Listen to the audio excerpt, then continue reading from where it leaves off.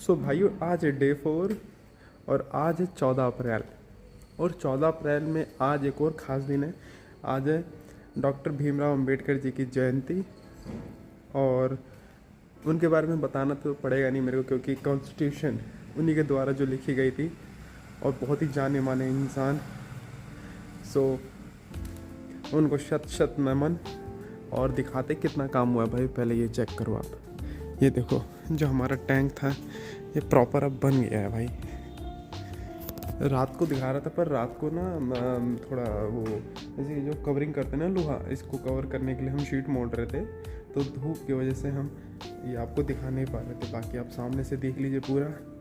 और यहाँ पे बनती है पीतल की टूटियाँ, जो कि काफ़ी मस्त रहती है। सो भाइयों, आज देखो ऑलमोस्ट काम डन ही हो चुका है और देखते हैं निकलते हैं कब कब नहीं।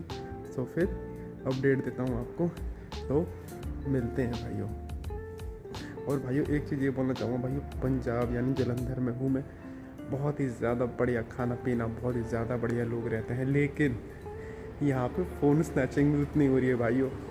मेरे को बताया काफ़ी लोगों ने कि उनके कान में बात कर रहे थे, वहाँ से मोबाइल छीन के ले गए, ये वो अटरम सटरम। तो हमें क्या, हमें तो भाई हिसाब से रहना, तो दिल्ली से आए हैं, साफ सीधी बात। सो बने रहिए भाई, चलो।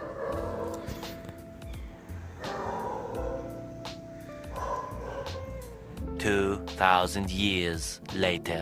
सो वेलकम बैक अगेन भाइयों। तुम्हारा भाई तैयार व्यार होके, हाथ में झूला वोला कपड़े वपड़े पहन वहन के तैयार होके फिर से आ गया है स्टेशन पे। पंजाब के एकमात्र छोटे से स्टेशन होशियारपुर पे। सामने हमारी ट्रेन लगी हुई है, इधर है स्टेशन, वो चेक करो भाइयों।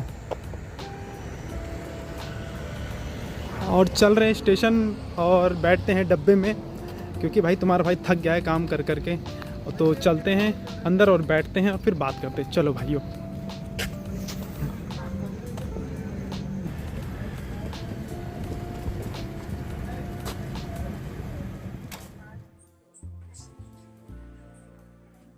सो फाइनली भाई हम लोग ट्रेन में तो बैठ गए, लेकिन एक चीज़ देखने वाली बात है भाई, पूरी ट्रेन खाली है। सो जो लोग पंजाब से कभी भी मथुरा वगैरह घूमने जा सकते हैं, आगरा वगैरह, तो ये ट्रेन बेस्ट है भाई। सो भाइयों देखो, हमारी ट्रेन चल तो रही है यहाँ पे। एक चीज़ ये बोलना चाहूँगा भाइयों, मैं अपर वर्क इसलिए बुक करता हूँ ना, टेंशन फ्री। चलो भाइयों, दिल्ली में मिलते हैं। सो फाइनली भाइयों घर पे आ चुके हैं। भाइयों थोड़ा ज़्यादा लेट हो गया था, क्योंकि आया घर पे और डायरेक्ट आके मैं सो गया था, क्योंकि रात को मैं ट्रेजेडी हो गई मेरे साथ। सो भाइयों लोचा कुछ इस प्रकार हो गया था कि भाई तुम्हारे भाई की सीट पे ना भाई एक अंकल आ गए, कह रहे कि भाई ये मेरी सीट है। अब भाई same birth same seat number वो दिखा के भाई साहब मुझे बोलने लगे कि भाई हटो हटो। तो भाई रात के 1 बज रहे थे, लुधियाना से उन्होंने ट्रेन पकड़ी थी। अब भाई मुझे उतार दिया भाई, मैं चलो कोई दिक्कत नहीं भाई, मैं बात करता हूँ। तो भाई मैंने ना रेलवे के 139 पे कंप्लेन किया। भाई कंप्लेन ये चेक मारो, ये देखो कंप्लेन किया मैंने, ठीक है, आपको दिख रहा होगा, ठीक है।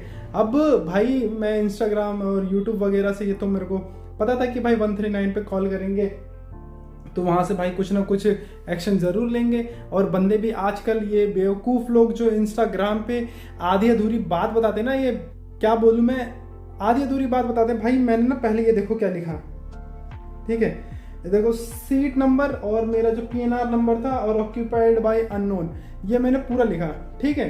देन उसके बाद भाई साहब मेरे पे ये इन्फॉर्मेशन आ गई, रेलवे इंक्वायरी प्लीज़। आप सही से देखिए, ये देखो ये सब ऑप्शन आ गए, railway enquiry please send the SMS, ये वो अटरम सटरम दुनिया जहान।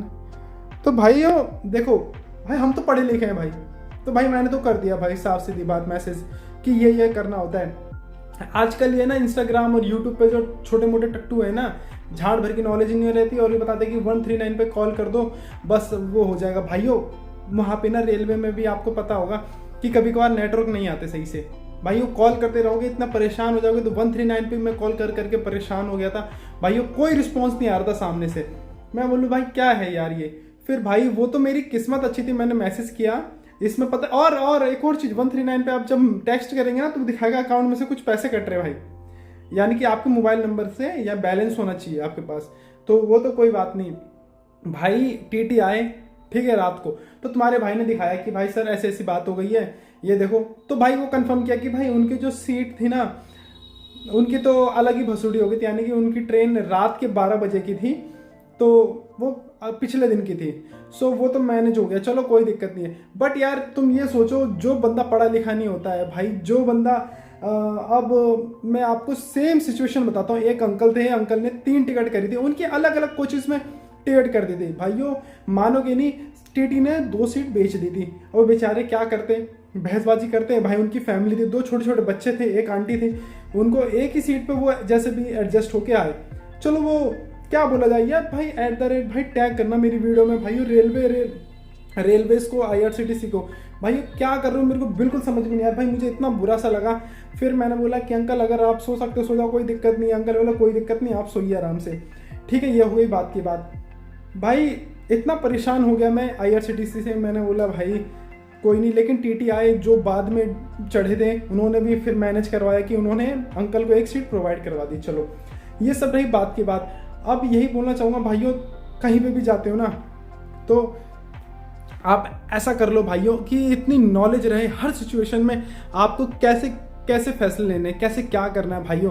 क्योंकि भाई ये दुनिया में ना भाई ऐसे ऐसे सिचुएशंस आपके सामने क्रिएट होती रहेंगी और इसके बारे में जब तक आप सॉल्यूशन नहीं निकाल पाएंगे ना भाइयों, भाई तब तक वर्थ इट नहीं है भाइयों। और सबसे बड़ी बात एक चीज़ ये बताना चाहूँगा भाई, सामने वाला बंदा ये भी नहीं पता कि भाई लड़ने जा रहे हैं हम कि हाँ भाई अकड़ में गुस्से में लड़ तो लिया, वो बंदे के मन में क्या चल रहा है क्या नहीं चल रहा। भाइयों अगर आपको किसी सिचुएशन में फंस गए तो उसके बारे में नॉलेज होगा ना, आप ना शांत दिमाग से ना उसके बारे में आप कॉन्सेंट्रेट करके उसको सोल्यूशन निकाल लोगे। लेकिन बहसबाजी में फिर वही बात है, लड़ाई होगी, झगड़े होंगे। सो भाई मैं वहाँ पे काम रहा, दोनों बुजुर्ग थे, उनको भाई मैंने समझाया कि मेरी सीट है अंकल, आपको कोई दिक्कत नहीं, सोना सो जाओ। ठीक है, ये हर सिचुएशन से लड़ने के लिए और प्रॉब्लम से लड़ने के लिए हर सिचुएशन में प्रिपेयर रहिए। कल को कैसा घड़ी आ जाए उसमें आप खड़े रहिए भाइयों। एज एग्जाम्पल, एज अ बड़ा भाई छोटा भाई जो ही मेरे को देख के आप मानते हैं वो चीज़ें आप एक्सेप्ट करिए और सब चीज़ें सीखिए भाइयों। समय का नहीं पता कब कौन सी घड़ी आ जाए। ठीक है भाइयों, सो बहुत अच्छा ट्रिप भी रहा तुम्हें भाई, मैंने दिखाया और वीडियोस बहुत दिनों बाद भी आ रही है। आप लोग सपोर्ट करिएगा, कोई दिक्कत नहीं। बाकी कैसा लगा ये मेरा जलंधर का ट्रिप, मैंने दिखाया काम वाम कैसा है तो मेरे को कमेंट करके ज़रूर बताइएगा। मिलते हैं एक और नए व्लॉग में, तब तक के लिए take care, bye, see you soon again भाइयों, लव यू।